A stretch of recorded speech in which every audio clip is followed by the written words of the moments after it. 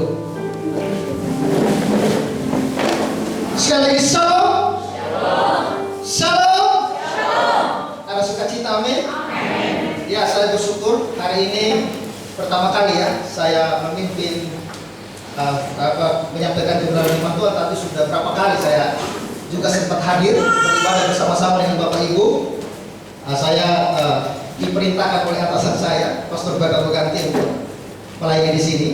Saya seorang gembala juga, sedang melakukan perintisan di Desa Leboni. Kalau saudara ke Leboni ada GBI sebelah kiri, belum gereja sih, masih kios ya. Kios yang sudah tidak dipakai, lalu itu dipinjamkan kepada kami untuk beribadah. Dan sekarang ya puji Tuhan sudah sekitar 10 kakak. Kalau 1 tahun ini sudah 10 kakak Tuhan percayakan. Awalnya cuma berapa ya? Cuma 3 keluarga kayaknya. Tapi sekarang sudah Tuhan tambahkan sudah 10 kakak ya, puji Tuhan, semua karena Tuhan. Dan perkenalkan ya, nama saya John Julius P. Punya istri 1, anak 1. Tapi saya sering dipanggil dengan Pavel. Pavel itu apa? Papa Felix, karena nama anak saya Felix ya, jadi sering saya dipanggil Pavel. Dan saya berdomisili di Leboni. Saya tinggal di Leboni, tinggal di Polipes ya. Karena istri saya seorang bidan, kami tinggal di sana. Belum punya rumah juga, tetapi saya percaya asal karena Tuhan hidup kita akan penuh dengan sukacita. Amin, saudara. Bapak Ibu yang dikasihi oleh Tuhan, hari ini saya akan berbicara tentang kuasa Tuhan yang besar ada dalam hidup setiap orang yang percaya.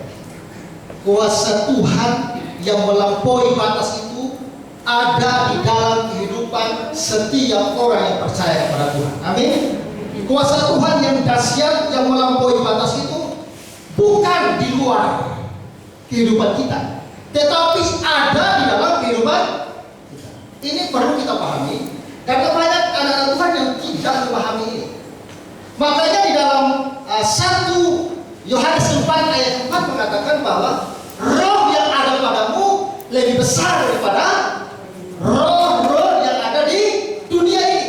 Berarti di mana kuasa itu berada? Di dalam diri kita, di dalam hidup kita.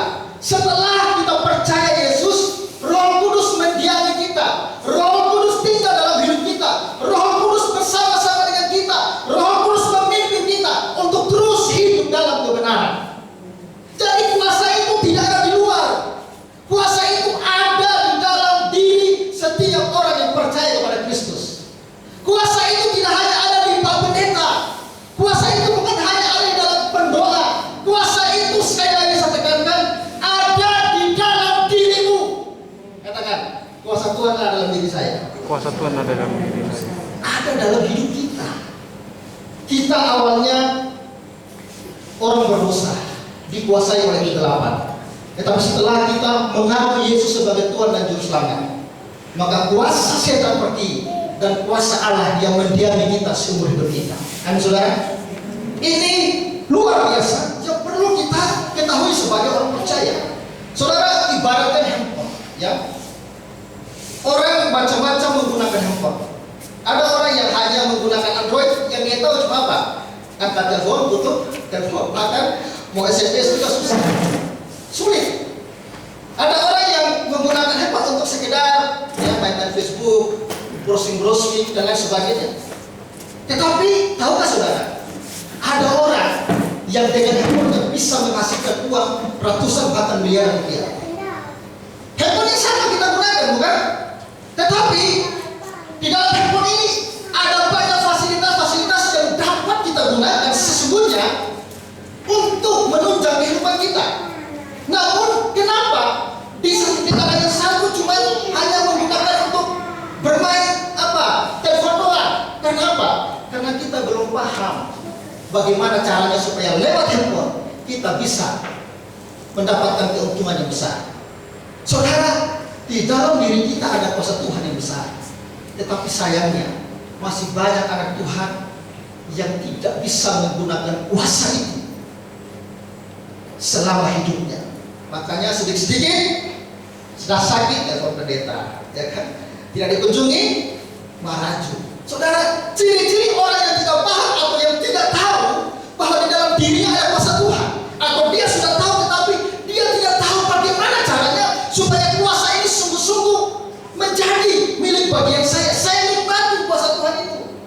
Saudara mari buka Kisah Rasul pasal 3. Kisah Rasul pasal 3 ayat yang pertama sampai ayat yang ke-10. Kisah Rasul pasal 3 ayat yang pertama sampai yang ke-10.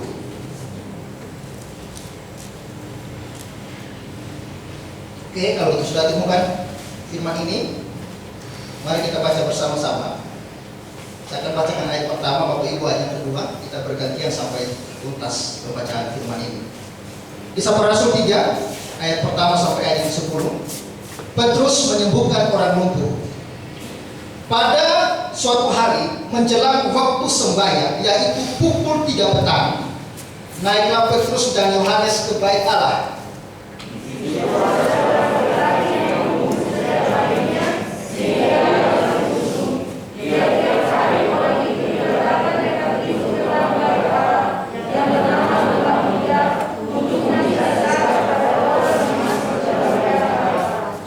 Ketika orang itu melihat bahwa Petrus dan Yohanes hendak masuk ke bait Allah, ia meminta sedekah.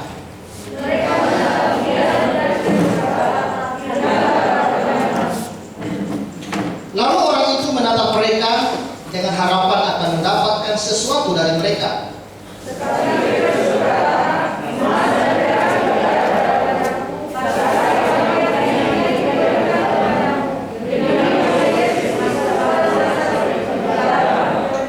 Lalu ia memegang tangan kanan orang itu dan membantu dia berdiri. Seketika itu juga kuatlah kaki dan mata kaki orang itu.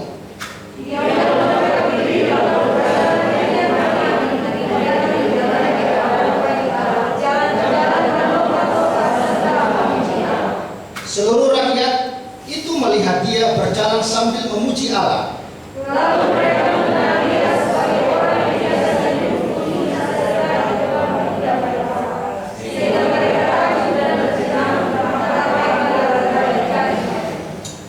Saudara, ini kita lihat bahwa kisah di mana Petrus dan Yohanes menggunakan kuasa nama Yesus untuk menyembuhkan orang lumpuh. Amin, saudara. Kuasa itu tidak hanya ada di dalam Petrus dan Yohanes, tapi saya mau katakan kuasa itu juga ada dalam kehidupan setiap orang yang percaya. Kita perhatikan, apa sih ciri-ciri orang yang sungguh-sungguh memahami bahwa di dalam dirinya ada kuasa Allah yang dahsyat? Bagaimana sih ciri-ciri orang yang memahami bahwa di dalam hidupnya ada kuasa Allah yang melampaui batas, yang bahkan tidak dapat diukur oleh apapun? Perhatikan bagian yang pertama, saudara, ayat yang ke-1. Pada suatu hari menjelang waktu sembahyang, yaitu pukul 3 petang, naiklah Petrus dan Yohanes ke bait Allah. Di situ ada seorang laki-laki yang lumpuh sejak lahirnya, sehingga ia harus diusung tiap-tiap hari. Orang itu diletakkan dekat pintu gerbang bait Allah yang bernama Gerbang Indah untuk meminta sedekah kepada orang yang masuk ke dalam bait Allah. Ayat ketiga, ketika orang itu melihat bahwa Petrus dan Yohanes hendak masuk ke bait Allah, ia meminta sedekah. Mereka menatap dia dan Petrus berkata, lihatlah kepada kami. Ya, lalu orang itu menatap mereka dan harapan akan mendapat sesuatu dari mereka, dan seterusnya. Perhatikan ciri-ciri orang yang sadar bahwa di dalam dirinya ada kuasa Allah yang melampaui segala batas. Perhatikan ini. Yang pertama, orientasi hidupnya adalah untuk melayani. Amin. Orientasi hidupnya bukan lagi untuk dirinya sendiri. Orientasi hidupnya adalah bagaimana dia bisa menjadi berkat, bagaimana dia bisa melayani orang lain. Ketika Petrus dan Yohanes hendak datang ke bait Allah, di depan bait Allah itu ada, di gerbang pintu bait Allah itu ada seorang lumpuh yang sejak lahir kerjanya hanya meminta-minta sedekah. Orang ini tidak punya harapan apa-apa, kerjanya hanya meminta dan berharap makan minum dari pemberian orang. Setelah dia berjumpa dengan Petrus dan Yohanes, dia berharap sesuatu, tetapi Petrus dan Yohanes melayani dia, bukan memberi emas dan perak, tetapi memberi nama Yesus yang membuat dia sembuh. Amin, saudara. Perhatikan, orientasi dari orang yang dipenuhi dengan Roh Kudus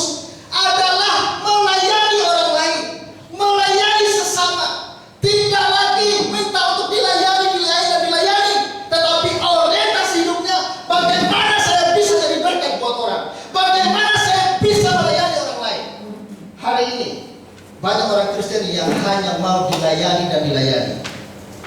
Tidak dikunjungi atau lambat dikunjungi atau gembala lupa doakan hari ulang tahunnya, dia akan merasa sedih, dia akan merasa tidak diperhatikan. Inilah ciri-ciri orang yang tidak mengerti bahwa dalam dirinya ada kuasa Allah yang luar biasa. Orang yang mengerti hal ini seharusnya orientasi hidupnya adalah mau melayani, mau melayani. Amin saudara. Dan perayaan itu bukan dimulai dari mimbar gereja ini.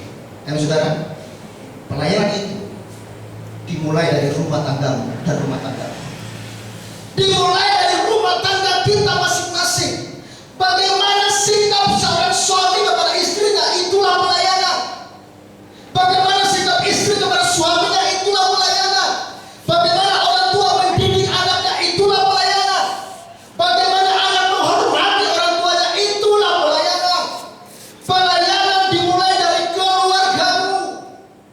Sudahkah engkau menjadi istri yang tunduk kepada suami? Atau jangan-jangan yang menjadi power, kekuatan pemimpin dalam rumah tangga adalah suami? Anda sedang menantang firman Tuhan. Istri, tunduklah kepada suami. Sudahkah engkau serius, sungguh-sungguh melayani suamimu? Kalau mungkin dia kurang sehat, atau mungkin dia ekonominya kurang bagus, sikap seorang istri adalah harus sikap yang tetap melayani suami. Amin. Sudahkah suami mengasihi istrimu dengan sungguh-sungguh? Atau kata-katamu begitu kasar dan kotor kepada rumah tangga?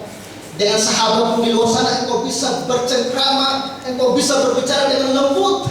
Tetapi dengan rumah tangga istri suami sendiri, engkau begitu kasar. Kata-katamu begitu menyakitkan dia. Saudara, orang yang ada kuasa Tuhan dalam dirinya, dia akan memiliki hati, saya harus melayani suami saya seperti saya melayani Tuhan. Amin. Saya harus melayani istri saya seperti saya melayani Tuhan.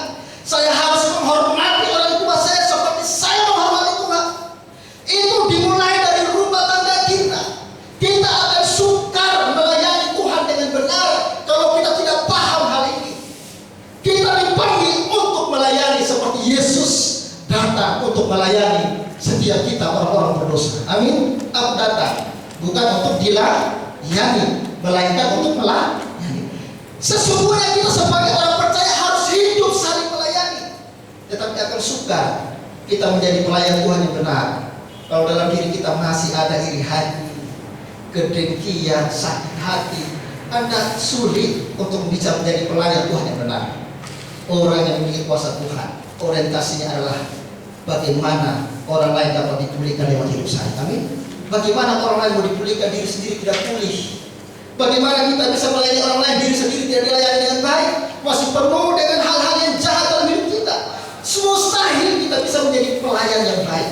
Di mimbar mungkin kita bisa berkhotbah dengan baik, kita bisa menjadi WL yang baik. Tetapi kalau hatimu masih penuh dengan dengki, dengan iri hati, pelayananmu semua hampa di hadapan Tuhan. Amin. Kalau engkau ingin menjadi pelayan Tuhan, mulailah dari diri yang telah dipulihkan oleh Tuhan. Amin saudara. Tidak sedikit-sedikit mengacu, sedikit-sedikit sakit hati, sedikit-sedikit tersinggung, Anda tidak bisa jadi pelayan Tuhan. Pelayan Tuhan harus penuh dengan kuasa Tuhan, dan kuasa itu telah mengubahkan hidup kita sehingga kita juga bisa mengubahkan kehidupan orang lain. Saudara, ini hal yang pertama. Sebagai orang yang memiliki kuasa Tuhan, sebagai orang yang telah dipenuhi oleh kuasa Tuhan, orientasi hidup kita adalah melayani Tuhan. Dimulai dari apa? Melayani sesama di dalam rumah tangga, saling melayani di dalam gereja. Jangan-jangan di dalam gereja kita sebenarnya masih ada perselisihan, apalagi ibu-ibu ya kan, gara-gara mulut perselisihan. Saudara, bertobatlah. Anda dipanggil untuk melayani, untuk memulihkan orang lain. Itulah tujuan kuasa Tuhan di dalam hidup kita. Kenapa kuasa Tuhan sepertinya tidak kita rasakan? Ini penyebab pertama, karena kita tidak sungguh-sungguh hidup dengan Tuhan. Amin. Anda harus sungguh-sungguh hidup dengan Tuhan. Anda harus hidup sungguh-sungguh bersekutu dengan Tuhan. Anda harus sungguh-sungguh mencari hadirat Allah. Dari situ Anda akan mendapatkan kekuatan dan dari situ juga Anda bisa melayani sesama dengan baik. Saudara, apalagi zaman sekarang, zaman pandemi, gembala kunjungan juga susah karena COVID. Bagaimana caranya? Ya, kita tidak bisa lagi harap manusia. Amin. Hanya berharap sama Tuhan. Kita harus belajar mandiri, belajar kuat. Kuasa Tuhan yang ada dalam hidup gembala saya sama kuasa itu juga ada dalam hidup saya. Amin. Kalau gembala lupa datang doakan saya, tidak mau berdoa sendiri, saudara. Kalau dia lupa mengunjungi saya, tidak mau, harus dewasa dalam Tuhan. Jadi kalau ini ada dalam hidup kita, saya percaya kita akan menjadi orang-orang yang kuat menghadapi godaan dunia yang mematikan ini. Amin, saudara. Kita tidak lagi menjadi orang yang sedikit tersinggung, sedikit merajuk. So, tidak. Saya prinsip begini.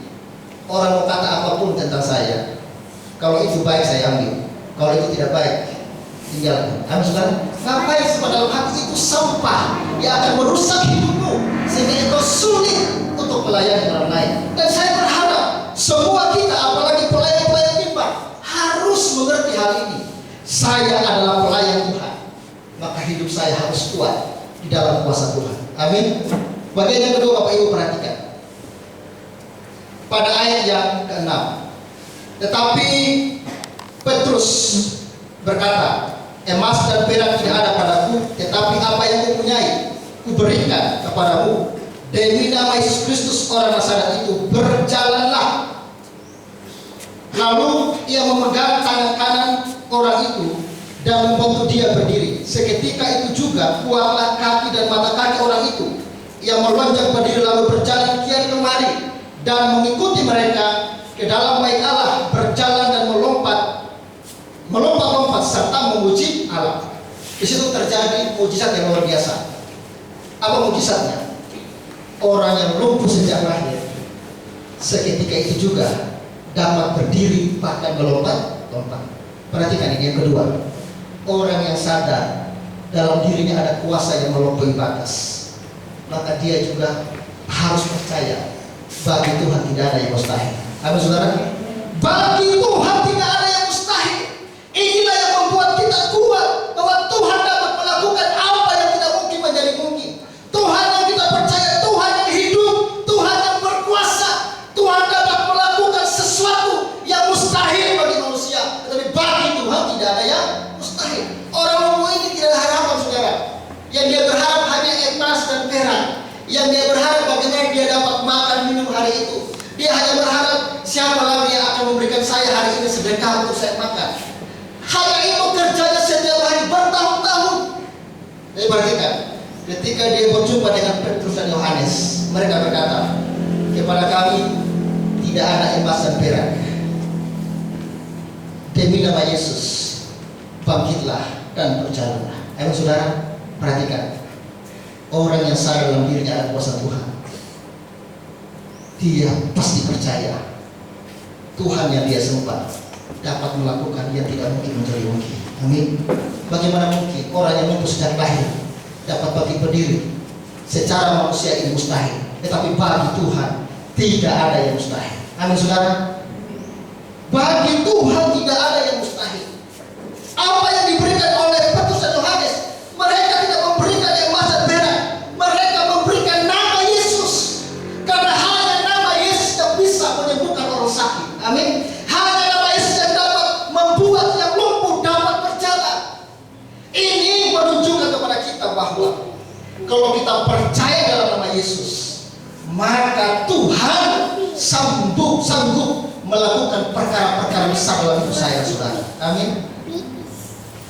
Kita perlu luruskan ini. Mujizat itu terjadi bukan karena kehendak kita. Amin. Mujizat terjadi karena kehendak Tuhan.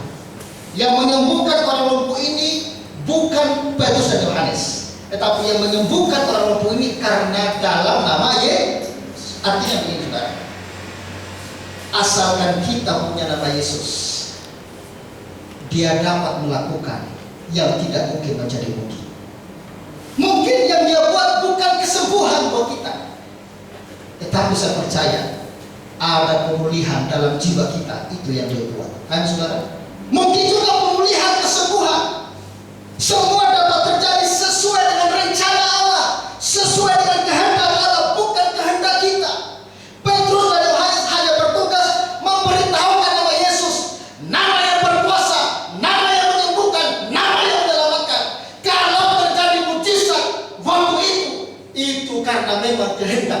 kehendak Tuhan, bukan kehendak manusia. Amin, saudara.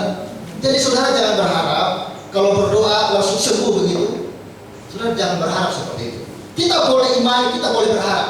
Tapi kalaupun tidak terjadi seperti itu, maka ada hal lain yang ingin Tuhan kerjakan. Amin, saudara. Ada hal lain. Dan saya percaya begini, orang yang ada kuasa Tuhan yang besar dalam hidupnya, dia tidak akan kecewa walaupun Tuhan tidak menyembuhkan dia. Amin. Karena apa? Jauh dari kesembuhan jasmani, dosa telah ditebus oleh Tuhan. Jauh dari kesembuhan jasmani, engkau dijanjikan hidup yang kekal di surga. Amin. Pikiran kita harus luas. Jangan hanya berpikir, Tuhan saya tidak punya uang, berikan saya uang dong. Tuhan saya sakit, sembuhkan saya dong. Saudara, Tuhan bisa saja tidak mengizinkan kesembuhan, tidak mengizinkan mujizat. Tetapi engkau jangan kecewa. Karena kuasa Tuhan melampaui kesembuhan, melampaui mujizat. Kuasa Tuhan telah membebaskan engkau dari kuasa dosa dan kuasa maut. Tidak ada manusia yang dapat bebas dari dosa dan maut. Hanya dalam nama Yesus, kematiannya di atas kayu salib mengatakan sudah selesai, dosamu telah diselesaikan. Dia dikuburkan dan dia bangkit menang atas kegelapan dan dia naik ke surga. Aku pergi ke surga menyiapkan tempat bagimu. Amin, saudara. Teman saya satu kampus dengan saya, setelah dia lulus kuliah, tiba-tiba dia kena urat terjepit. Apa tuh? Urat ya, urat terjepit. Kian lama semakin loyo badannya, sampai kurus kering dan akhirnya dia meninggal karena hal itu. Tetapi saya melihat setiap postingannya di Facebook, dia selalu memuliakan nama Tuhan. Wow, inilah iman yang sejati di hadapan Tuhan. Dia selalu mengetik ayat-ayat firman Tuhan, mengucap syukur atas setiap apa yang dia alami.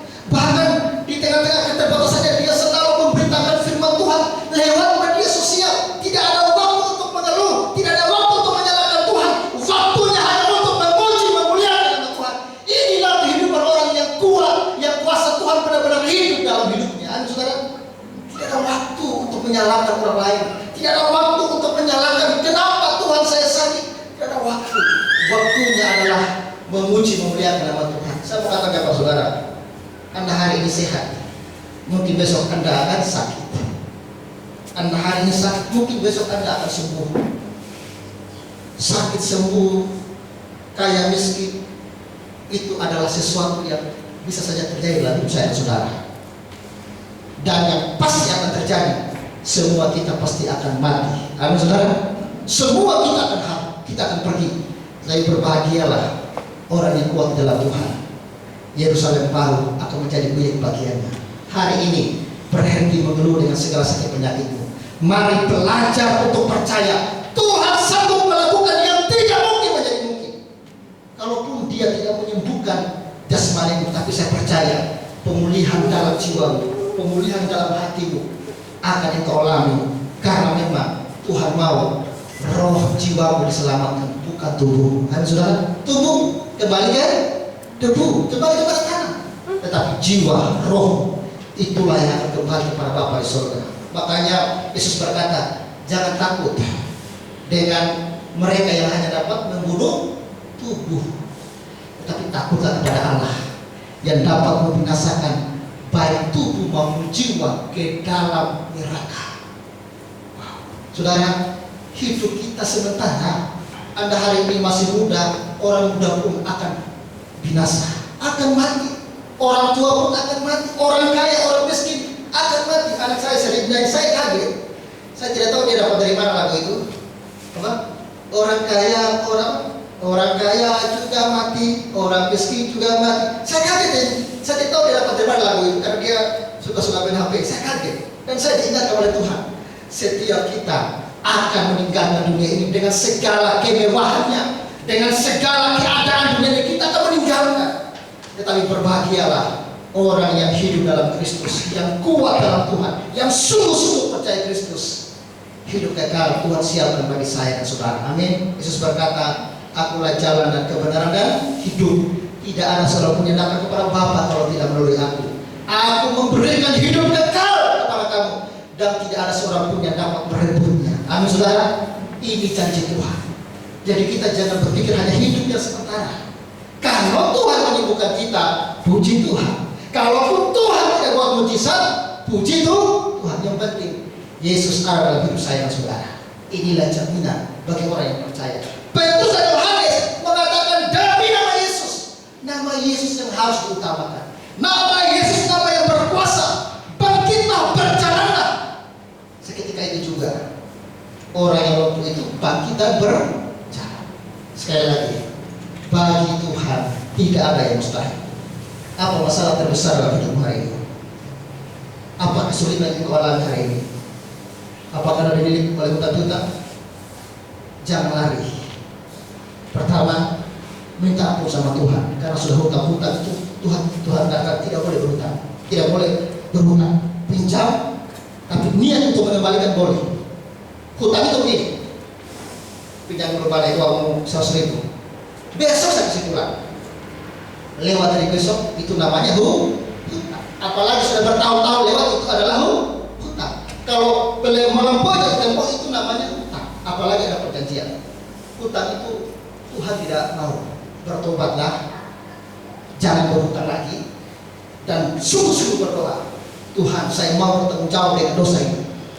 Maka saya percaya Tuhan bisa pulihkan. Dan banyak kesaksian orang seperti itu, bahkan hutangnya miliaran, tetapi ketika dia bersaksi, wow, ketika saya dipulihkan oleh Tuhan, saya sanggup melunasi hutang-hutang itu, dan sekarang saya tidak berhutang lagi. Siapa yang kerjakan? Kuasa Tuhan. Saya mengatakan, sesulit apapun Anda hari ini, sesuka apapun hidup Anda hari ini, hanya perlu tunduk di hadapan Tuhan, hanya perlu bergumul dengan Tuhan, hanya perlu sungguh-sungguh kuat dalam Tuhan. Ketika engkau telah kuat, engkau telah pulih, maka disitulah kuasa Tuhan yang melampaui batas itu akan bekerja dengan sempurna dalam hidup saya dan saudara. Amin. Bagi Tuhan tidak ada yang mustahil. Bagian ketiga saudara, ini sangat-sangat penting bagi kita. Lalu ia, ya ayat 8, ia melonjak berdiri lalu berjalan kian kemari dan mengikuti mereka ke dalam bait Allah, berjalan dan melompat serta apa? Memuji Allah. Garis bawahi kata memuji Allah. Seluruh rakyat itu melihat dia berjalan sambil apa? Memuji Allah 2 kali. Sudah perhatikan. Ini saya ketika membaca ini, saya sangat apa ya? Tersentak. Orang yang mampu ini, setelah bersembuh, dia memuji Tuhan. Bagian ketiga, orang yang sadar dalam hidupnya ada kuasa Tuhan yang besar, hidupnya akan penuh dengan syukur. Amin saudara. Hidupnya akan penuh dengan puji-pujian kepada Allah, bukan mengeluh, tetapi puji-pujian kepada Allah. Perhatikan orang mampu ini, setelah dia mengalami kuasa Allah yang dahsyat yang menyembuhkan dia, firman Tuhan berkata dia berjalan ke sana kemari, lalu melompat-lompat memuji Allah. Saudara, bayangkan orang yang lumpuh sejak lahir bertahun-tahun bahkan puluhan tahun, sedangkan berdiri tidak bisa, apalagi berjalan, apalagi melompat tidak bisa. Tetapi ketika dia bisa berjalan, bisa berdiri, apa yang dia buat? Dia melompat-lompat memuji Tuhan. Ayo saudara, perhatikan berapa lama Tuhan kasih Anda kaki yang kuat, berapa lama Tuhan kasih Anda tangan yang kuat, berapa lama Anda diberikan oleh Tuhan fisik yang kuat. Sudahkah Anda pernah memuji, melompat memuliakan nama Tuhan? Atau Anda tunggu lumpuh dulu baru mau Tuhan aku mau memujimu? Atau tunggu Anda tidak bisa bergerak dulu baru mengatakan Tuhan aku mau memujimu? Orang lumpuh sejak lahir, ketika dia sembuh, dia melompat-lompat kegirangan memuji memuliakan Tuhan.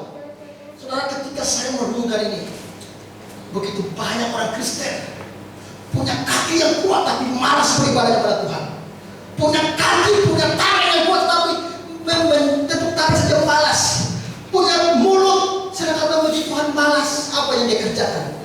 Caci maki keluar dari mulutnya, mengeluh, menyalahkan Tuhan, menyalahkan hamba Tuhan. Itu yang dia buat. Anda diberikan mulut yang baik untuk memuji nama Tuhan yang besar itu, saudara. Anda diberikan kaki yang kuat supaya Anda melompat-lompat memuji Dia. Anda punya tangan supaya kau bisa bekerja memuji memuliakan nama Tuhan. Ini tujuan Tuhan. Saudara, setelah saya khotbahkan ini beberapa waktu lalu di gereja kami, besoknya Saya dapat kabar, sepupu dari istri saya, orang yang kuat kekar, tiba-tiba lumpuh, saudara. Tiba-tiba lumpuh, sekujur tubuhnya tidak bisa bergerak ke bawah, tidak bisa bergerak. Dia di Taipei. Lalu saya kunjungi. Saya ingat kata firman Tuhan ini, lihatlah, kapanpun kita mungkin rasa sehat, kapanpun kita bisa lumpuh seketika. Padahal dia sehat, masih muda, umurnya masih 35 tahun. Kalau sudah sampai, masih tiba-tiba lumpuh, tidak bisa gerak. Orangnya kekar kuat. Saya katakan, segala sesuatu kapan saja bisa terjadi dalam hidup kita. Amin. Selama Anda masih kuat, selama Anda masih bernafas, selama Anda masih sehat bugar, ayo melayani Tuhan. Amin. Ayo gunakan, kerahkan seluruh kekuatanmu untuk kemuliaan nama Tuhan. Kerahkan seluruh harta bendamu untuk kemuliaan nama Tuhan. Jangan pikir dengan Tuhan, suatu saat apa yang engkau kumpul-kumpulkan akan habis. Maka Yesus berkata, kumpulkanlah bagimu harta di surga. Amin, saudara. Karena mengenalkan karat tidak bisa memakannya, tetapi harta di dunia ini mengenalkan karat bisa menghabisinya. Ada tujuan Tuhan kenapa Anda menjadi orang yang sukses secara ekonomi. Ada tujuan Tuhan juga kenapa Anda menjadi orang yang mungkin secara ekonomi tidak sukses. Ada tujuan Tuhan kenapa Anda sehat bugar hari ini. Hanya satu tujuan Tuhan, supaya engkau memuliakan nama Tuhan. Amin. Tidak ada kata lain, hanya supaya kita melayani Tuhan, memuliakan nama Tuhan. Jangan terus hidup dalam pengeluhan. Banyak hal dalam hidupmu yang perlu disyukuri, Bapak Ibu. Banyak hal.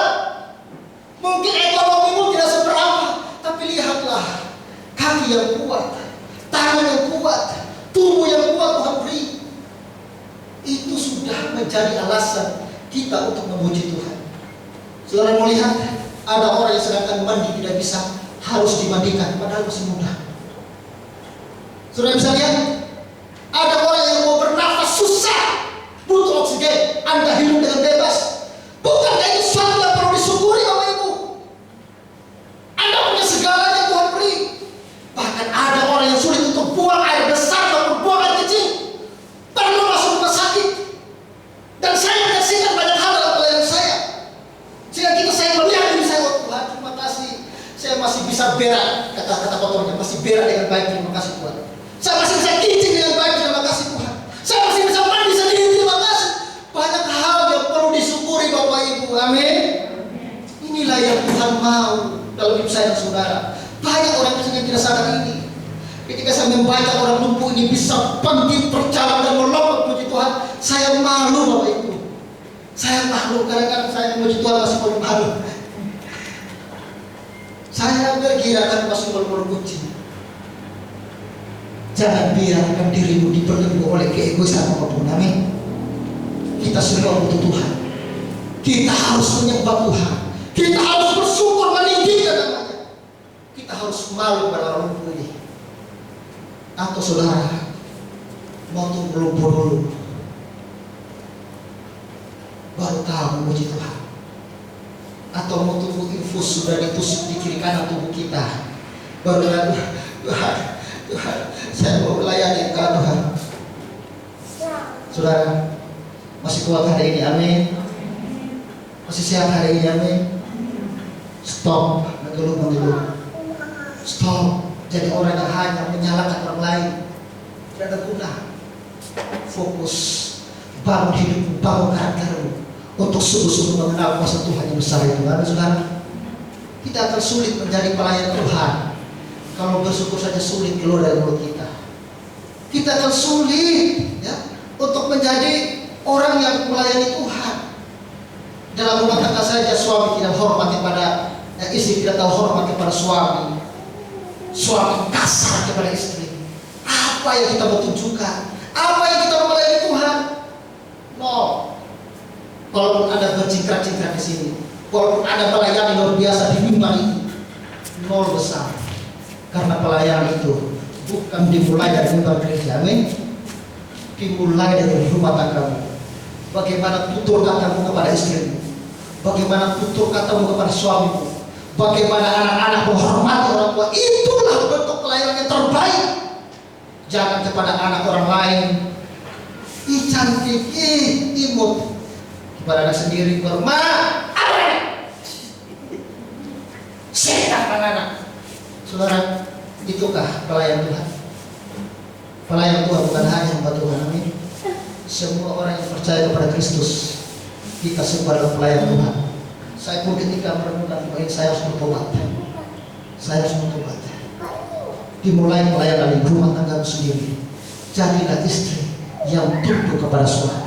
Amin. Jadilah istri yang melayani suami yang penuh sukacita seperti untuk Tuhan. Jadilah Anda suami yang mengasihi istrimu seperti engkau mengasihi Tuhan. Kalau kita mengasihi sesama saja sulit, bagaimana mengasihi Tuhan coba? Dimulai dari keluarga kita. Amin. Lalu keluarga besar kita. Bagaimana hubunganmu dengan keluarga besarmu? Itu akan dapat ya dilihat dari hubunganmu dengan Tuhan. Tuhan berkata, kasihilah Tuhan Allahmu dengan segenap. Dan yang kedua apa? Kasihilah sesamamu seperti dirimu sendiri. Dampak mengasihi Tuhan yang sejati akan bisa mengasihi sesama dengan baik. Amin saudara. Ini menjadi permohonan bagi saya dan saudara. Berhentilah jadi orang Kristen yang cengeng, yang sedikit merajuk mengeluh. Sudah bukan zamannya lagi. Amin. Harus dewasa dalam Tuhan. Jadilah orang Kristen yang mau melayani. Percayalah, ada kuasa Tuhan dalam diri kita, ada Yesus dalam diri kita, ada Roh Allah dalam diri kita, dapat melakukan apa yang tidak mungkin menjadi mungkin. Amin. Apapun masalah hari ini, percayalah dalam nama Yesus semuanya dikerjakan untuk kebaikan saya dan saudara. Dan yang ketiga, orang yang sadar kuasa Tuhan dalam dirinya, hidupnya akan penuh dengan sungguh kepada Tuhan. Tujuannya hanya untuk hormat dan kemuliaan nama Tuhan. Turun ke kepala saudara. Oke, kepada pemimpin pujian, kita akan sebuah pujian.